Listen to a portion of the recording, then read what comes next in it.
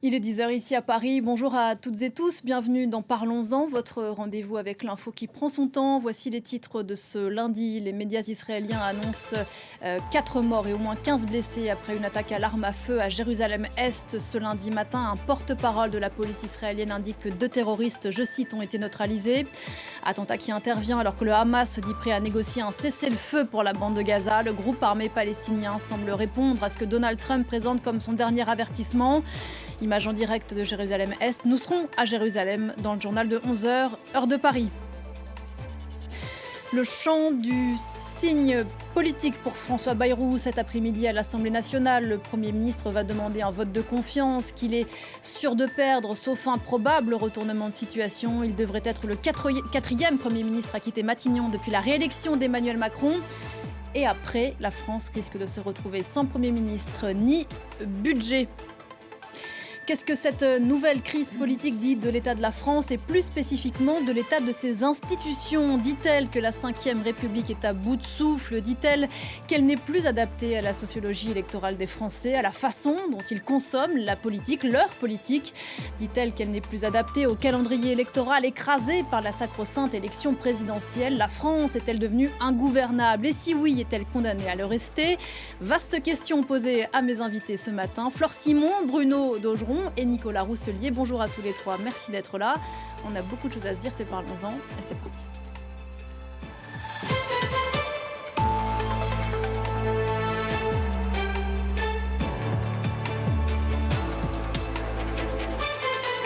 Bonjour Flore Simon. Vous êtes ici chez vous, journaliste politique à France 24. À vos côtés, Bruno Daugeron, bonjour. Bonjour. Professeur de droit public à l'université Paris-Cité et auteur du Thémis de droit constitutionnel, 2e édition qui est sortie aux presses universitaires de France. Et bonjour à vous, Nicolas Rousselier. Bonjour. Merci beaucoup de vous joindre à nous ce matin pour ce débat. Historien et professeur à Sciences Po, nommé Premier ministre il y a moins de 9 mois, en décembre 2024. À l'issue, on s'en souvient, d'un rocambolesque bras de fer avec le président de la République.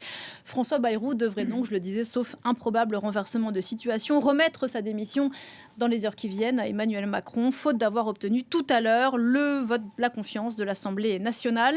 Avant d'en débattre et de voir les conséquences éventuelles sur ce qu'elle dit, cette crise politique de l'état de la France, le programme de la journée en images avec Marc Pope. La parole est à Monsieur le Premier ministre. Face à l'Assemblée nationale, François Bayrou pourrait devenir le premier chef de gouvernement de la Ve République à tomber sur un vote de confiance. Le Premier ministre doit prononcer son discours de politique générale à 15 heures. Le but, faire adopter son plan d'économie budgétaire de 44 milliards d'euros. À l'issue de la déclaration, les députés doivent débattre selon le règlement de l'Assemblée. Chaque groupe parlementaire dispose d'un temps de parole précis. Vient ensuite le moment fatidique du vote qui va durer 30 minutes. Il est réalisé par scrutin public à la tribune. Contrairement au 49.3, lors duquel la majorité absolue est nécessaire, le vote de confiance comptabilise la majorité des suffrages exprimés. Si le nombre de pour l'emporte, le gouvernement reste en place et peut instaurer sa politique. S'il y a une majorité de contre, le Premier ministre est contraint de présenter sa démission au président de la République, qui n'a d'autre choix que de l'accepter. Plusieurs scénarios sont alors possibles. Le président peut nommer un nouveau Premier ministre, processus durant lequel le gouvernement démissionnaire est maintenu pour traiter les affaires courantes. Emmanuel Macron peut aussi décider de dissoudre l'Assemblée nationale, ce que réclame notamment l'extrême droite. Les Français seraient ainsi appelés aux urnes pour élire un nouvel hémicycle. Bruno Daugeron, avant d'aller plus loin, peut-être un point un peu technique pour nous expliquer concrètement ce qu'il va se passer cet après-midi et pourquoi ce vote de confiance est particulier.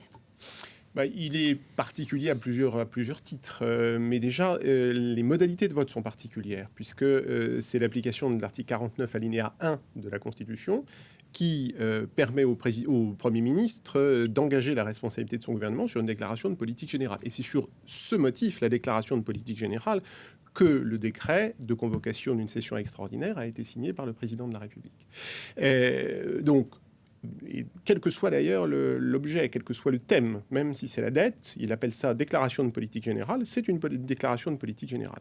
Ensuite, ce qui est intéressant par rapport aux autres articles dont on est plus habitué dans les médias, le fameux article 49 alinéa 3, c'est que la majorité ne s'obtient pas au regard de la majorité des membres composant l'Assemblée nationale, mais seulement des suffrages exprimés. Majorité absolue des suffrages exprimés, dit l'article 152 du règlement de l'Assemblée nationale. De sorte que on ne peut pas savoir à l'avance quelle sera la majorité requise. Ça fera en fonction des présents, des absents, des personnes qui éventuellement s'abstiendront.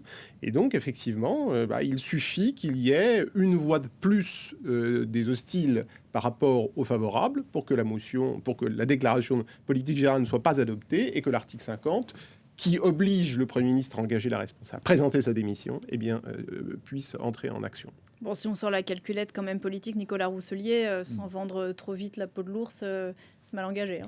Oui, comme c'est plus facile d'atteindre une barre négative, c'est-à-dire la barre à partir de laquelle le Premier ministre est renversé, c'est ça qui va se passer très probablement cet après-midi. Donc non seulement le résultat est connu à l'avance, mais ce qui se passe aujourd'hui remet aussi en question la nature même d'une déclaration de politique générale. Parce que la tradition, aussi bien de la Ve République, ou même quand on remonte plus loin dans le passé, c'est que, évidemment, vous faites une déclaration de politique générale pour pouvoir gouverner dans les mois, voire les années qui suivent. C'est-à-dire que vous annoncez ce que vous allez faire. Et la tradition de la Ve République, c'était que là, il y avait une confiance positive assurée à l'avance. C'est-à-dire, un Premier ministre savait, par des calculs très simples, qu'il avait une majorité, parfois même un seul parti, donc c'est ce qu'il y a de plus simple, ou en tout cas un parti dominant avec des partis satellites. Autrement dit, la confiance était gagnée à l'avance, ce qui permettait de dire « je vais faire telle réforme, je vais faire telles économies, etc. » Là, ce qu'on voit, c'est que la démarche de François Bayrou depuis la fin du mois d'août a complètement modifié le sens profond de ce que ça veut dire demander la confiance d'une assemblée pour gouverner. Là, en fait, il va faire un discours malgré tout, mais ce sera pour, j'exagère un peu, mais pour démissionner d'une certaine manière. La question est rhétorique. Pratiquement. Et le discours n'a pas forcément beaucoup d'importance à ce moment-là, sauf pour de nouveau dire sur le fond des choses qu'il y a ce problème de la dette, que la dette est abyssale. Mais en dehors de ce rôle de lanceur d'alerte, ça n'est plus du gouvernement, en fait. Et ça dit quelque chose aussi de la façon dont il se sert de la Constitution. On va y revenir et on n'a toujours pas très bien compris, Flore, la stratégie du Premier ministre, panache, démission qui ne dit pas son nom, etc. Oui, tout à fait, c'est ce qu'on entend. Suicide programmé, démission en effet qui ne dit pas son nom, sortir la tête haute en ayant dit « je vous l'avais dit ». En effet, au sein du socle commun, c'est-à-dire les partis qui soutiennent le gouvernement, donc même ses soutiens n'ont pas compris que François Bayrou demande ce vote de confiance. Apparemment, certains en ont été informés 30 minutes avant l'annonce. Et puis c'est vrai qu'on peut se dire que le Premier ministre aurait pu, dès le 15 juillet, au moment où il a annoncé les mesures qu'il voulait mettre en place pour le budget à hauteur de 44 milliards d'euros, ce qui est quand même un budget extrêmement ambitieux, il aurait pu, en tout cas, se mettre à négocier immédiatement avec les oppositions. Donc c'est vrai qu'il y a une incompréhension. Il n'a pas négocié. Il a annoncé ce vote de confiance avant même d'avoir commencé des négociations. Et puis ensuite, il a reçu les partis politiques la semaine dernière à l'Assemblée nationale. Mais en fait, les partis politiques étaient déjà dans l'après-Bayrou. Donc c'est vrai que la façon de faire a été très mal comprise du côté de la classe politique en général et de ses soutiens en particulier. Ça a été un peu vécu comme le moment où Emmanuel Macron a annoncé la dissolution. C'est une espèce de sidération dans la classe politique et dans le gouvernement. D'ailleurs, le mot employé, Nicolas Rousselier, au moment de la conférence de presse où vous y étiez, d'ailleurs, je crois, à Flore, il y a une espèce de flottement. Oui. C'était le mot clarification. C'était le même que celui d'Emmanuel Macron au moment de la dissolution. Oui, le moins qu'on puisse dire, c'est que tout n'est pas clair. Rien n'est clair depuis cette conférence de presse. Mais on peut aussi ajouter une chose, je suis tout à fait d'accord avec ce que vous avez dit, qu'en plus, cette démarche de Bayrou depuis la fin du mois d'août, c'est un peu la démarche qu'aurait dû faire le président de la République. Donc il y a manque de clarté maintenant dans le rôle des deux têtes de l'exécutif. À savoir, quand vous faites un discours grave sur une situation estimée grave, la dette abyssale, vous devez parler à la nation, et celui qui parle à la nation, dans la tradition inspirée par De Gaulle, pour toute la durée de la Ve République, c'est le président. C'est-à-dire, en gros, la gravité de ce que vous dites oblige à avoir telle tête de l'exécutif plutôt que telle autre. le Premier ministre a souvent été vu comme celui qui exécute ce que la tête de l'exécutif décide. C'est l'exécutant de l'exécutif. Or là, les rôles sont brouillés. Donc, quand les rôles sont brouillés dans une république, ça devient encore plus compliqué. Il y a un brouillage entre Parlement et gouvernement, un brouillage entre président et Premier ministre. Voilà, Et d'ailleurs, maintenant, on évoque une prise de parole d'Emmanuel Macron après la démission de François Bayrou. Et c'est là que, dans cette question de temporalité, effectivement, les choses sont de plus en plus brouillées. Oui, d'autant plus que la volonté d'engager la responsabilité de son gouvernement sur le fondement de l'article 49 alinéa 1 est étrange même du point de vue constitutionnel, parce que si vous voulez véritablement parler de la dette, c'était précisément l'article 50-1 qu'il aurait pu utiliser, celui qu'ils utilisent toujours, c'est-à-dire faire une déclaration de politique sans engagement de la responsabilité. Or, on voit que là aussi, il y a une sorte d'utilisation à front renversé des articles de la Constitution, puisqu'en principe, si on veut essayer de faire passer un message politique, même un message institutionnel, il y avait un article qu'ils n'ont pas utilisé et que François Bayrou n'utilise pas alors qu'il était sans risque pour lui, et il utilise exactement ce que tous ses prédécesseurs ont essayé d'éviter, qui est l'article qui va engager sa responsabilité. Et pourquoi, selon vous ? C'est un peu le mystère. Je pense qu'effectivement, le Premier ministre essaye de dire deux choses. D'abord, de soigner sa sortie, peut-être de nous dire je vous l'avais bien dit, donc ma responsabilité devant l'histoire n'est pas engagée, puisque moi, j'ai pris le risque de perdre le pouvoir en disant la vérité aux Français, en tout cas le discours qu'il va essayer de tenir. Pour le reste, ça relève de la psychologie des personnages et de la situation brouillée qu'on connaît en ce moment. Nicolas Rosselli. Oui, je suis d'accord, mais on peut aussi ajouter une analyse de la tradition politique, on peut presque de la philosophie politique. Il me semble que chez M. Bayrou, il y a le démocrate chrétien, le centriste, qui devrait être un parlementariste. C'est-à-dire, il devrait se dire, la solution aux problèmes que nous avons, ça doit se faire dans le Parlement, au travail, avant de dire au Parlement à l'avance, je veux que vous fassiez ça et les 44 milliards. Et en ce sens, c'est son échec à lui ? Voilà, et parce que c'est l'échec, en fait, de ce mélange entre centrisme qui est favorable au travail du Parlement et puis son caractère gaullien. C'est-à-dire qu'en fait, il a joué à un De Gaulle. Certains diraient un De Gaulle au petit pied, mais il a joué la fibre gaullienne, c'est-à-dire l'homme qui prend la parole dans YouTube, ça n'a pas très bien marché, et qui parle à la nation. En fait, il n'a parlé ni à la nation, ni au parti politique. En disant d'ailleurs, et ça lui a été reproché, regardez, je suis là, je suis sur YouTube, je ne suis pas en vacances, contrairement aux autres. Il a dit beaucoup de choses, François Bayrou, ces derniers jours. Il a multiplié les interviews, notamment à la télévision. Entre autres choses, il a dit ce week-end qu'il y avait d'autres catastrophes dans la vie que la chute d'un gouvernement. Bon, reste qu'il va devenir, Flore, le 4e Premier ministre à quitter Matignon, je le disais, depuis la réélection d'Emmanuel Macron. Le 2e en moins d'un an, c'est du jamais vu. D'où la question que pose cette émission. Question simple à réponse compliquée. Est-ce que la France est devenue ingouvernable ? C'est une bonne question, Pauline. Toujours est-il que ce qu'on voit depuis la dissolution de 2022, qui est de 2024, pardon, et aujourd'hui, ce qui se passe, c'est la conséquence de la dissolution, puisque après les élections législatives de 2024, l'Assemblée nationale a été complètement morcelée, et on voit que c'est totalement ingouvernable. Il n'y a pas de majorité absolue, et aucun bloc n'a de majorité absolue. Donc aujourd'hui, et on voit aussi que les partis n'arrivent pas, alors que c'était la promesse faite de réussir à discuter entre eux, à négocier entre eux, à trouver des chemins. On voit que là, sur ce budget, François Bayrou, qui avait quand même réussi d'ailleurs à s'octroyer les bonnes grâces, entre guillemets, de la gauche, en arrivant à Matignon au début de son bail, il avait promis ce conclave sur la réforme des retraites, et il a, au fur et à mesure, en fait, de son mandat à Matignon, il s'est éloigné, la gauche s'est éloignée de lui, s'est même vexé, s'est senti trahi. Donc c'est vrai que c'est un peu l'histoire je ne sais pas si c'est un rendez-vous manqué avec la gauche. En tout cas, ça n'a pas fonctionné. Alors qu'au début, on aurait pu se dire que finalement, la gauche avait l'air prête à discuter avec François Bayrou, puisqu'elle n'a pas voté la censure sur le budget. Et puis ensuite, il a eu donc ce conclave des retraites.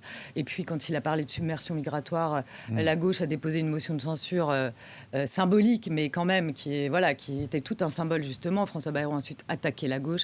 Et aujourd'hui, la rupture est clairement consommée. On le voit, les négociations ne sont plus possibles. Bruno Daugeron, c'est intéressant de dater l'origine de la crise. Flore évoquait bien sûr l'épisode de la dissolution, dont on n'a toujours pas très bien compris d'ailleurs un an plus tard non plus la stratégie, mais c'est un autre sujet.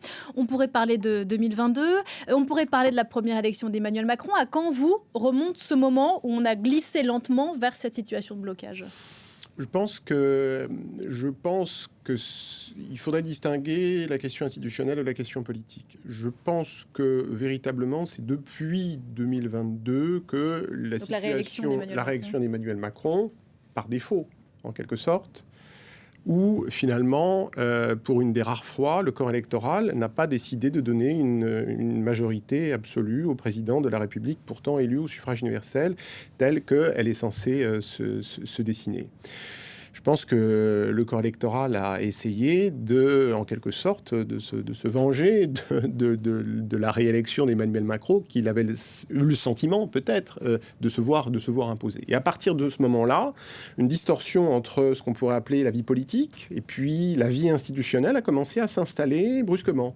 Nous avons... La Constitution, elle fonctionne très bien, mais nous avons un système politique inspiré de la Constitution très librement, et même parfois on pourrait dire contraire à la Constitution, qui met le président de la République comme étant le gouvernant et l'élection présidentielle comme le moment absolument charnière, qui divise en deux camps. Sauf que le corps électoral, lui, n'est plus divisé en deux camps. Il est plutôt divisé en trois. Et donc, finalement, la manière de construire la majorité et l'opposition comme des matrices de comportement, l'élection présidentielle ne le permet plus. Et depuis cette situation, on n'a pas véritablement trouvé de porte de sortie, parce que de deux choses l'une. Si l'élection présidentielle ne le permet plus, à ce moment-là, il faut supprimer l'élection présidentielle, mais il faut que les forces politiques qui rentreraient à nouveau dans une logique parlementaire décident de s'entendre, ce qu'elles ne font pas. Soit on maintient l'élection présidentielle, mais à ce moment-là, il faut laisser la logique du scrutin majoritaire à deux tours aller jusqu'au bout. Or, avec le Front républicain, on la prive de toute logique, et les gens qui s'allient contre le Rassemblement national, simplement pour des questions électorales, sont incapables de gouverner ensemble. Donc il n'y a pas de solution. L'ingouvernabilité présumée de la France, Nicolas Rousselier, viendrait-elle de ce que vous évoquiez tout à l'heure, les hommes et les femmes politiques aujourd'hui, et les parlementaires en l'occurrence, n'arrivent pas à construire cette culture de la coalition? Est-ce qu'elle viendrait de la sociologie politique actuelle de la France, de cette tripartition dont on ne sait que faire dans le fonctionnement législatif? Est-ce qu'elle viendrait de la défiance, mais qui est l'illustration du fait précédent? De quoi viendrait-elle? Multifactorielle, j'imagine. Oui, écoutez, moi j'aimerais prendre le défi de remettre en cause l'idée que la France est ingouvernable. Et peut-être même prendre le défi de remettre en cause l'idée que tout va mal et que tout est bouché. Alors, première chose, c'est vrai que 4 ministres en 2 ans, vous l'avez rappelé, c'est beaucoup. 4 premiers ministres, oui. 4 premiers ministres en 2 ans, c'est beaucoup.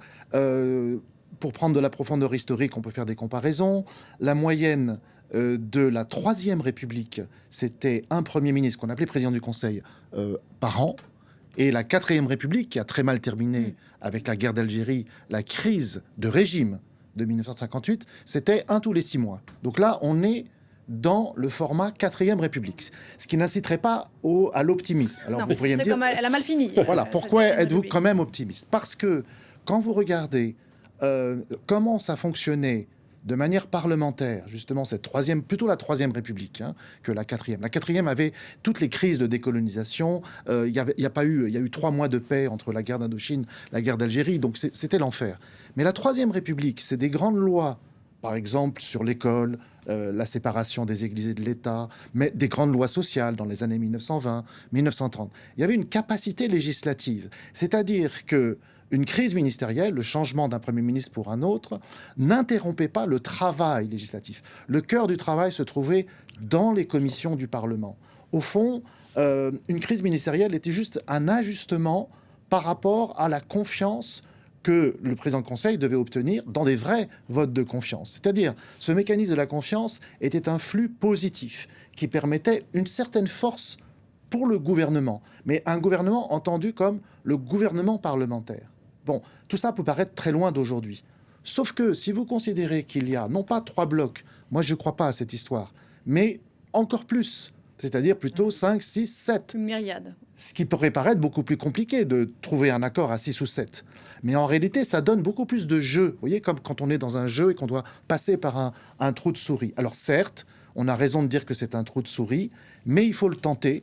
Et il faut tenter de dire au Parlement, les commissions du budget, maintenant c'est à votre tour de travailler cas par cas, vous voyez ce que je veux dire, dans le plan d'économie, petite économie par petite économie, ça n'arrivera pas à quelque chose de grandiose. Évidemment, si on pense la politique comme un Prométhée qui réussit des choses grandioses, c'est pas le moment.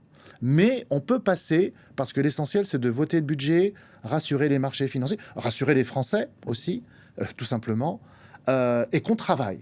C'est-à-dire que le grand problème qu'on a actuellement, c'est la rentrée. J'imagine que peut-être fait la rentrée de vos enfants, on est rentré au travail, et on est tous dans l'action nous-mêmes. En fait, là, la politique patine. Et ce contraste est effectivement tout à fait délétère. Bruno Daugeron. Je souscris à l'analyse de Nicolas Rousselier avec un petit bémol, c'est que sous la Troisième République et même sous la Quatrième, il n'avait pas l'élection présidentielle dans la tête. C'est vrai. C'est ça le grand changement. C'est vrai. Cette matrice de comportement, cette volonté qu'ont toute une génération, tous les partis politiques, de ne percevoir la politique qu'à travers l'échéance présidentielle, à mon avis, pourrit tout en quelque sorte. Pendant longtemps, l'élection présidentielle, quand il y avait des problèmes d'instabilité, qu'on ne connaissait pas encore l'idée d'une matrice de comportement majoritaire qui va permettre de soutenir un gouvernement dans la durée, bon, elle a été une réussite, elle a été un bienfait. Je parle de manière objective, sans donner forcément mon avis. En tout cas, elle était un allié. Pourquoi ? Simplement parce qu'elle divisait le corps électoral en deux. Voilà. Et qu'il y avait une opposition, une majorité pour le président contre le président. À partir du moment où le corps électoral ne suit plus, l'élection présidentielle, de mon point de vue, au suffrage universel, n'est plus une solution. Elle devient un problème. Voilà. Et parce que c'est cette élection présidentielle qui empêche la culture parlementaire de se développer, parce que je suis tout à fait d'accord, il est tout à fait possible de trouver des coalitions, parce qu'en réalité, tous ces gens-là se parlent à l'Assemblée nationale, quels que soient les bords. Oui. Bon, mais à ce moment-là, il faut être capable de l'assumer et d'assumer de sortir de la logique de l'échéance en disant tout ça est une parenthèse. Allons vers la prochaine élection présidentielle. Illustration, Flore, encore ces dernières heures d'une France qui serait malade de cette échéance présidentielle qui revient tous les 5 ans. 5 ans, ça peut paraître beaucoup. Et à la fois, on est vite dans l'après-présidentielle et dans la préparation de l'autre. À droite, deux hommes qui sont tous les deux auxquels on prête des ambitions présidentielles. Bruno Retailleau d'un côté, Laurent Wauquiez de l'autre, n'arrivent pas, sont sur deux lignes différentes. Sur le vote d'aujourd'hui, en partie à cause de leurs propres projections sur l'avenir. Complètement, de leurs propres ambitions. Et d'un côté, Bruno Retailleau qui dit qu'il votera la confiance de François Bayrou. Bruno Retailleau qui est donc ministre de l'Intérieur, qui a en soi aucun intérêt à ce que le gouvernement démissionne et à ne plus en faire partie. C'est-à-dire que Bruno Retailleau, aujourd'hui, il a le vent en poupe grâce aussi à son poste au ministère de l'Intérieur. C'est vrai qu'à 1 an et demi de la présidentielle, étant donné ses ambitions, s'il n'est plus au gouvernement, c'est sûr le risque, c'est l'oubli. Et puis de l'autre côté, en effet, il y a Laurent Wauquiez qui déjà a très mal digéré la victoire à la présidence du parti de donc Bruno Retailleau et qui aujourd'hui aimerait sûrement que les LR ne fassent plus partie du gouvernement. Il y a quand même quelques poids lourds LR au sein du gouvernement de François Bayrou aujourd'hui, parce que Laurent Wauquiez, ce qu'il veut, c'est finalement que lui soit le présidentiable de la droite pour 2027. Et avec un Bruno Retailleau, encore une fois, au ministère de l'Intérieur, ça lui fait forcément un peu d'ombre. Et juste pour 2027, pour en revenir à François Bayrou, qui dit que lui ne se dit pas... Il ne répond pas sur 2027, François Bayrou. Pour l'instant, qui dit qu'il ne se dit pas en 2027, je pourrais dire, je vous avais dit, regardez, je suis parti sur un constat qui était le bon. Puis on pourrait parler à gauche, bien sûr, des ambitions de Jean-Luc Mélenchon, Olivier Faure, dont certains qui se rêvent à Matignon. Mais bon, c'est un autre sujet, mais ça dit effectivement beaucoup. Je voudrais quand même, parce que j'ai à cœur que les gens qui nous regardent, qui ne sont pas en France, comprennent bien comment fonctionne notre pays, ou ne fonctionne pas en l'occurrence. Pourquoi ? Je vous repose la même question, Nicolas Rousselier. Comme on peut le voir en Allemagne, même si ça prend du temps, même si c'est dans la douleur, aujourd'hui, sur cette répartition, alors vous doutez sur le tripartisme, en tout cas sur la myriade de mouvements politiques représentés à l'Assemblée, pourquoi est-ce qu'on ne sait pas faire en France des coalitions ? Alors, on a su le faire dans le passé. C'est pour ça que je récuse peut-être un peu le terme de culture. La politique n'est pas enfermée dans une culture pour la vie éternelle. Alors pourquoi on ne sait plus faire ? Alors, on ne sait plus faire parce qu'on a changé la Constitution, surtout la pratique de la Constitution. Bruno Daugeron l'a bien dit, on est dopé à l'idée, probablement maintenant imaginaire, de la force du président, parce que si le président est fort de son mandat, de sa légitimité venue des électeurs, il embraye sur un Premier ministre du même parti, et le Premier ministre à l'Assemblée dispose d'une majorité, souvent du même parti. Des législatives après la Voilà. présidentielle qui lui sont favorables. C'est un peu, si vous voulez, comme quelque chose de magique. On a le président, le Premier ministre, une majorité à l'Assemblée qui vont et votent dans la même direction. Ça s'est passé souvent sous la Ve République, c'est vrai. Aujourd'hui, il semble que ce ne soit plus possible et on peut penser que c'est durable. C'est-à-dire qu'on ne va pas revenir dans cette période en quelque sorte magique. Ce que l'on peut ajouter, parce que si on met la dette, si on met les mauvais résultats économiques, budgétaires, sociaux que nous avons actuels, on peut ajouter que ce fonctionnement magique de, si vous voulez, la force du gouvernement n'a pas eu de bons résultats. C'est le moins qu'on puisse dire. Élève 5e République, 4 sur 10. Vous voyez ce que je veux dire? Ou si on note sur 20, ce serait 8 sur 20. Parce que la dette est abyssale. Donc, on avait une force de gouverner, mais en réalité, cette force de gouverner est aujourd'hui confrontée avec un très mauvais bilan concret. L'argent que l'on doit, la dépendance que nous avons par rapport au marché financier. Alors, dans le passé, ça a marché. Pourquoi? Parce qu'il y avait, on peut dire, un esprit républicain qui faisait que des partis de gauche, des tendances de centre-gauche, même allant jusqu'au centre-droit, pouvaient faire coalition, mais la condition, c'est de faire coalition dans le travail parlementaire. Moi, j'aime bien travailler, j'aime bien la notion de travail, donc j'insiste sur cette idée-là.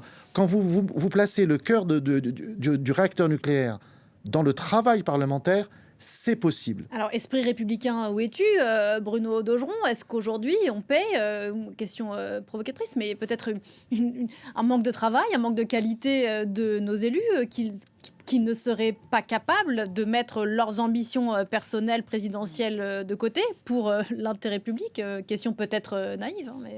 Non, mais surtout dangereuse, pente savonneuse, parce que si on commence à ouvrir le dossier de la qualité du personnel politique, on va être peut-être conduit à dire des choses désagréables. Et peut-être oui, à un moment, il faut les dire. Oui, mais je pense qu'il y a un problème de qualité du personnel politique. C'est absolument certain. Quand on connaît les grands noms de la 3e et de la 4e, des hommes d'État qui ont su affronter des guerres, des crises extrêmement graves, on se dit qu'effectivement, la professionnalisation de la politique, qui est quand même à mon avis un des fléaux qui peut exister, c'est-à-dire des gens qui n'ont comme métier et comme expérience et comme légitimité que la politique, pour la politique, et qui ne vivent que de la politique, à mon avis, conduit à des catastrophes, parce que l'agenda n'est plus celui de... Enfin, le but n'est plus l'intérêt général. Le but, c'est justement ce qu'on appelle l'agenda, c'est-à-dire comment on va essayer de se placer dans telle perspective, dans telle stratégie. Je pense que ça ne peut pas aider à un déblocage de la situation. D'ailleurs, je ne vois même pas, on n'est même pas sûr qu'aucune des solutions dont on dit qu'elle pourrait permettre de débloquer, soit une dissolution, soit la démission du président de la République avec une nouvelle élection, changerait véritablement les choses. Bon, parce que s'il y a une nouvelle dissolution, qu'est-ce qui va se passer? Il va se passer que le RN aura au premier tour un petit peu plus de sièges, donc ça va monter parce que comment dirais-je, son score progresse toujours et ça va monter. D'autres perdront leur circonscription, mais si les forces politiques refont le coup du Front républicain au deuxième tour, qui sera de plus en plus difficile à faire, mais qui peut être fait, il n'est pas sûr que le RN arrive à avoir une majorité absolue. Alors on dit à ce moment-là, élection présidentielle. Mais l'élection présidentielle ne peut fonctionner pour remettre le système dans le présidentialisme, à supposer qu'on considère que ce soit la bonne mécanique, ce dont je suis, comme Nicolas Rousselier, pas du tout persuadé, ça implique que quelqu'un soit élu au deuxième tour, et que ce quelqu'un soit celui qui ait une dynamique. Or, le seul parti qui a une dynamique pour un premier tour et pour un deuxième tour, c'est le Rassemblement national. Or, que se passera-t-il en cas de deuxième tour? On a déjà eu des expériences avec un candidat du Rassemblement national. Est-ce qu'il n'y aurait pas un blocage contre lui? Or, en réalité, le seul qui est capable, à mon avis, du point de vue institutionnel, d'avoir une majorité positive derrière lui, c'est le RN. Mais encore faut-il que le jeu politique le lui permette. Donc on voit que c'est véritablement bloqué, et que la stratégie quand même d'Emmanuel Macron, et même d'une certaine manière de François Bayrou, de dire il faut réconcilier la droite et la gauche pour faire un centre, on voit que ça a quand même produit des fruits pervers en réalité.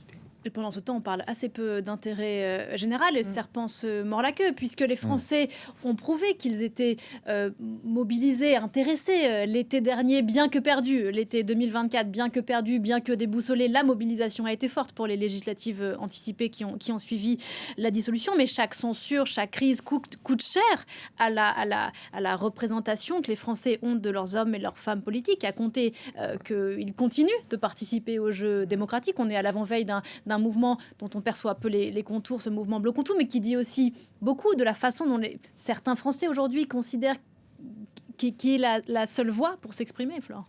Oui, en effet, ce mouvement, on peut en parler, Bloc contre tout, c'est un mouvement qui est né sur les réseaux sociaux, qui n'a pas de leader identifié, donc c'est clairement pas emmené par un mouvement politique ou même des syndicats, même si aujourd'hui les Insoumis ont repris à leur compte ce mouvement et poussent à une grève générale.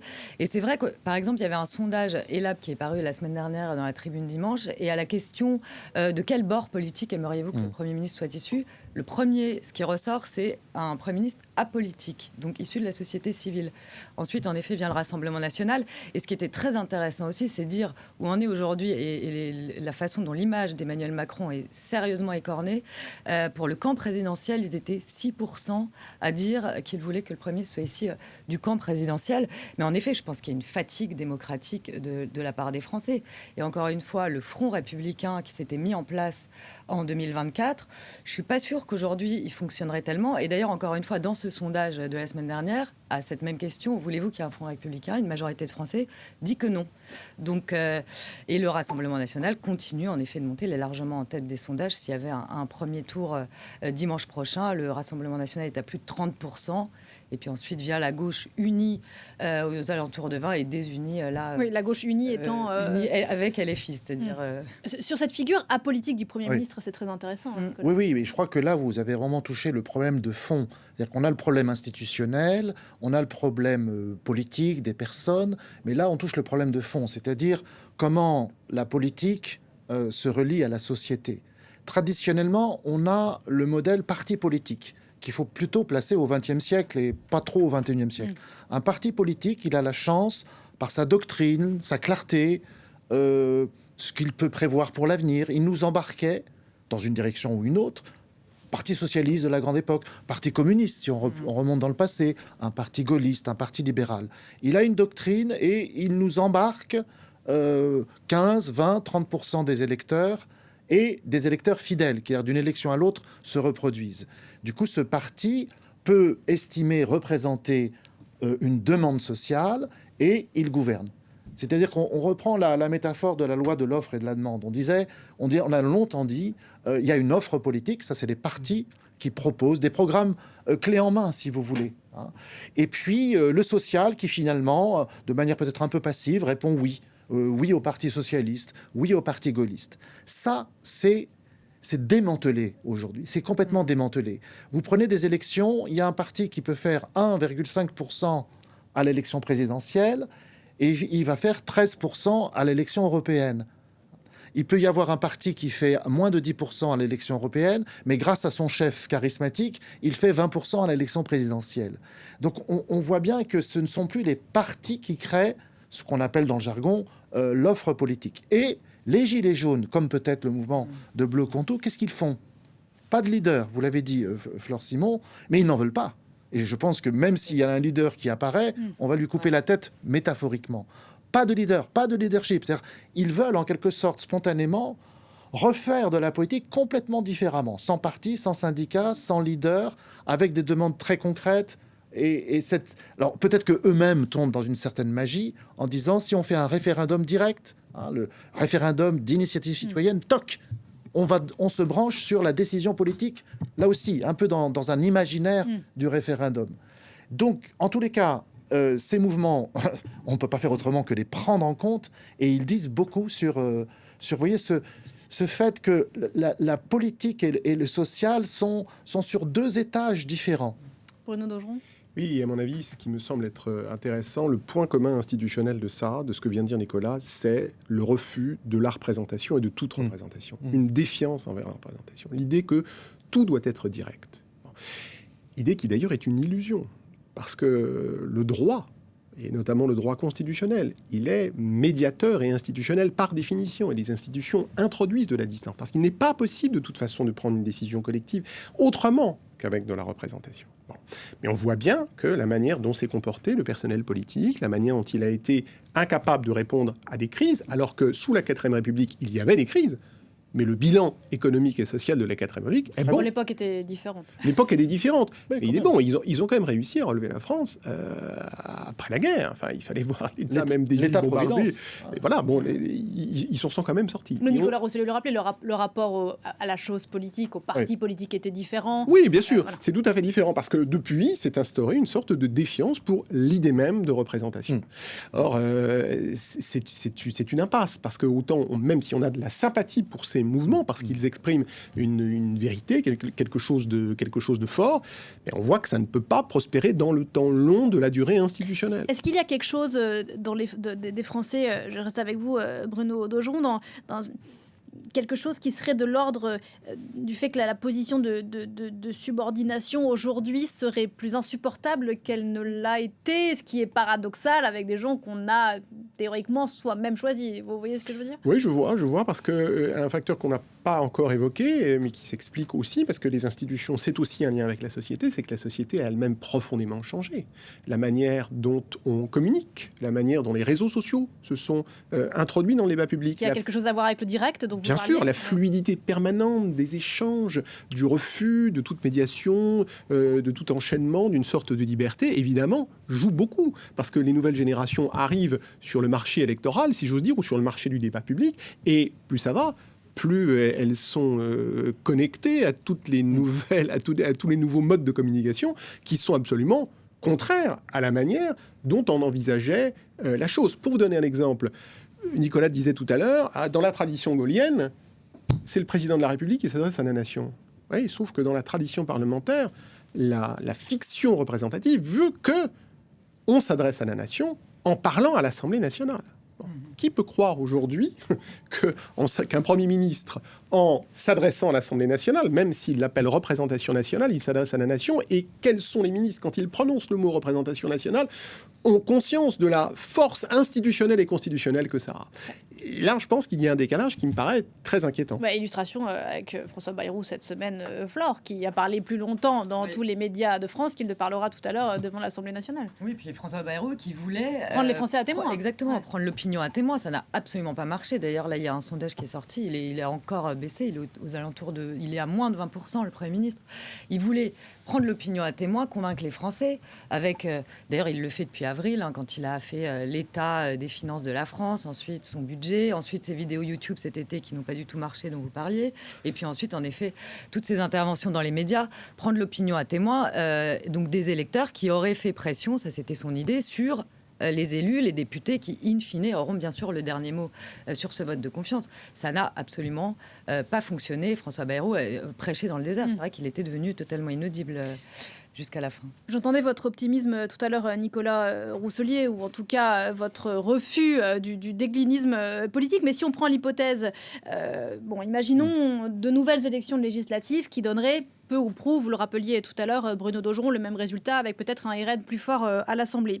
Ce qui n'a pas marché avec Bayrou, ce qui n'a pas marché avec Barnier, a priori, il y a peu de chances de marcher avec un autre, même si on peut arriver quand même à avoir un budget, on en a parlé l'année dernière. Pourquoi ne pas dynamiter, comme le disent certains, la façon dont nos institutions fonctionnent aujourd'hui ? Est-ce que, là encore, ce serait une formule magique à un problème beaucoup trop compliqué, ou est-ce que ça s'entend ? Non, c'est très compliqué dans ce cas-là. Effectivement, la démocratie représentative, depuis son origine, est critiquée parce qu'elle introduit une distance, même un fossé entre celui qui est représenté, vous et moi, et celui qui représente le député ou même, on peut dire, le président de la République. Jean-Jacques Rousseau l'avait dit déjà à son époque, pendant la philosophie des Lumières. Donc, si vous voulez, vous avez un problème initial qu'on ne pourra jamais surmonter. Certains diraient, c'est forcément déceptif, c'est-à-dire ça produit forcément des déceptions. J'enfonce une porte ouverte. Vous avez toujours un écart entre le programme présenté lors de la campagne électorale et puis les résultats obtenus. Cet écart a grandi de plus en plus ces derniers temps. Ça, c'est vrai. Mais ce qu'on disait aussi sur cette question sociale de la politique. C'est-à-dire que finalement, il n'y a pas de majorité politique possible parce qu'il n'y a plus de majorité sociale. La société ne peut plus fabriquer cette majorité qui donne les clés du camion aux politiques. Il y a un parallèle qu'on peut faire, et si vous me permettez, je pense qu'il est intéressant. C'est le parallèle avec les croyances religieuses. Qu'est-ce que nous dit la sociologie de la religion, notamment Daniel Hervieux-Léger, la sociologue, c'est qu'aujourd'hui, dans la société contemporaine, actuelle, française, vous avez pas mal de gens qui finalement ont une forme de croyance, mais c'est en kit, hein, c'est du bricolage religieux, dit Daniel Hervieux-Léger. Et ne le vivent pas en communauté. Voilà, ça n'est plus à l'intérieur d'un silo, silo qui représenterait un dogme. Et ça ne veut pas dire qu'ils ont perdu la foi. Et ça ne veut pas dire qu'ils ont perdu l'intérêt pour la foi. Donc, les sociologues ont inventé un nouveau mot, un substantif. On prend le verbe croire et on le transforme en nom. On dit le croire pour remplacer la croyance. Par exemple, si vous avez la croyance en Jésus-Christ, si vous êtes chrétien, ça veut dire toute une série de dogmes. Hein, sinon, vous n'êtes pas un chrétien. Donc, c'est exactement la même chose qui arrive dans toute la société. Au fond, on donne sa confiance non plus aux représentants, parce qu'on estime qu'il ne va pas faire le boulot qu'on lui demande de faire. On donne sa confiance à sa famille, quand ça marche bien, il faut le souhaiter, à ses parents, etc. On donne confiance peut-être encore certains à une église, on donne confiance à des choses qui sont dispersées. En fait, on est dans une situation de dispersion sociale, dispersion de la croyance, et du coup, le politique ne fait pas mieux que le reste. Bien sûr. Et alors, je repose la même question, je tourne autour de mon idée. Est-ce que la Ve République telle qu'elle existe aujourd'hui, avec son personnel politique, est capable de faire face à la dispersion ? Je pense que la Ve République, telle qu'elle a été pensée jusque-là, peut-être plus. Parce qu'il faut savoir ce qu'on entend par Ve République. Ve République, est-ce que c'est la Constitution ? Et elle fonctionne très bien, hein, d'ailleurs, elle va encore fonctionner aujourd'hui. Ou est-ce que c'est la pratique politique qui en a été issue de manière plus ou moins légitime, oui. C'est-à-dire la pratique du présidentialisme majoritaire. Et cette pratique-là, à mon avis, elle semble gripper. Encore que je ferais quand même le pari que si le RN arrivait en tête au premier tour et que, pour une raison ou pour une autre, il n'y avait pas de front républicain ou un front républicain affaibli, moi je pense que la dynamique de l'opinion serait plutôt de ce côté-là. Et la question est de savoir ensuite qu'est-ce qu'on fait. C'est-à-dire de ce côté-là. C'est-à-dire que la seule manière, si on veut sauver le présidentialisme, mais je ne vois pas d'autre solution qu'une victoire du RN. Voilà. Bon. Quand bien même Marine Le Pen est et a toujours été de manière constante pour la proportionnelle. Bon. Mais je ne vois pas d'autre solution. Bon. Donc, elle pourrait éventuellement gagner. Et puis ensuite se poserait la question du second tour législatif des législatives avec une victoire ou non. Mais si on laisse jouer le jeu du scrutin majoritaire, il y a une dynamique. Bon. Si en revanche... il se passe comme la dernière fois qu'on ne laisse pas jouer le jeu du scrutin majoritaire, à ce moment-là, il faut repenser complètement en fait, il y a un nœud. présidentialisme Ce que vous majoritaire. dites, c'est que cette question de la victoire éventuelle du Rassemblement national à l'élection présidentielle est un nœud autour duquel on ne cesse de tourner. Exactement, et qui va être en réalité la solution institutionnelle, parce que je ne les vois pas abandonner ce présidentialisme. Marine Le Pen, Flore, qui en saura plus d'ailleurs tout à l'heure, quant à son avenir éventuel présidentiel. Et oui, qui va savoir aujourd'hui à quelle date sera donc l'appel pour... elle a été jugée, Marine, le Conseil des assistants parlementaires du RN, enfin du FN en fait à l'époque. Marine Le Pen a été condamnée à 5 ans d'inéligibilité, dont avec exécution provisoire. Et donc là, elle a fait appel et elle va connaître aujourd'hui la date de son appel. A priori, c'est ce qui s'était dit en mars ou avril, ce serait avant l'été de l'année prochaine, ce qui lui permettrait, si le jugement n'est pas remanié, on va dire, de pouvoir peut-être se présenter à la présidentielle de 2027. C'est important ce qui va se passer effectivement cet après-midi, donc parallèlement à la prise de parole de François Bayrou. Nicolas Rousselier, l'historien que vous êtes, évidemment, utilise les comparaisons avec parcimonie, mais on entend quand même beaucoup ces derniers jours dire que la crise politique que l'on vit aujourd'hui fait penser aux derniers jours donc, de cette fameuse 4e République, 1958. Est-ce que cette comparaison, et donc on sait ce qui s'est passé ensuite, le contexte était différent bien sûr, mais l'instabilité était sensiblement... il y avait bien sûr la guerre d'Algérie. Est-ce que la comparaison vous paraît entendable ? Vous venez de dire le mot qui différencie, la guerre d'Algérie. La guerre d'Algérie, c'est une tragédie. La tragédie algérienne, avait dit Raymond Aron. Donc évidemment, c'était une tragédie. Si on est très cynique, on pourrait dire l'intérêt de la tragédie, c'est que ça vous met au pied du mur. Ça vous fait construire quelque chose de neuf parce que c'est urgence. On voit finalement la tragédie vous fait voir clair quelque part. Vous savez exactement ce qu'il faut faire. Et c'est ce que De Gaulle a pensé en 1958. Il savait quelles institutions il devait mettre et surtout, il savait déjà à l'avance qu'il fallait aller vers l'indépendance de l'Algérie. Là, on n'est pas dans la tragédie, on est certainement dans un drame budgétaire, financier. Ça peut devenir rapidement un drame pour nous en matière de sacrifices, impôts ou baisse de telle ou telle cotisation sociale, etc. Mais d'une certaine manière, ce drame, vous avez dit un nœud, ce drame est trop pris dans un ensemble comme une pelote de laine pour qu'il donne une clarté au fond de la solution. Il y a clairement une clarté du diagnostic, 3300 milliards de dettes, enfin, tout ça, on le connaît. Mais c'est vrai que là, on est dans ce moment où on patauge, on patine, parce que on est au milieu de la crise.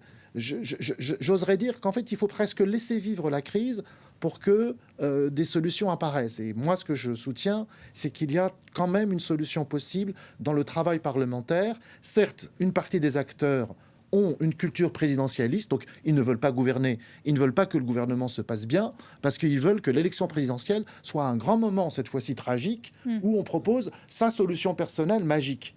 Mais je pense qu'il y a quand même une partie du personnel politique, une partie aussi des acteurs intellectuels, on peut dire, qui veulent un travail parlementaire, ce qui est un retour aux sources, c'est le retour aux sources de la démocratie par la délibération. Et c'est quelque chose qu'il faut repenser aussi. D'un mot, Bruno Daugeron, pour conclure, sur ce qui vient d'être dit sur les spécialistes du tricot qui vont devoir démanteler cette pelote de laine. Je suis peut-être un peu moins optimiste que Nicolas Rousselier parce que la délibération et le travail parlementaire peut avoir de grands bienfaits, mais on voit quand même des camps dont les antagonismes ont été radicalisés et qui rend extrêmement difficile le dialogue. On a vu que ça pouvait durer, qu'on pouvait construire des majorités, mais on a atteint une telle opposition que je vois mal comment ce serait à nouveau possible, puisque celui qui était susceptible de l'incarner, qui est François Bayrou, décide lui-même de se saborder.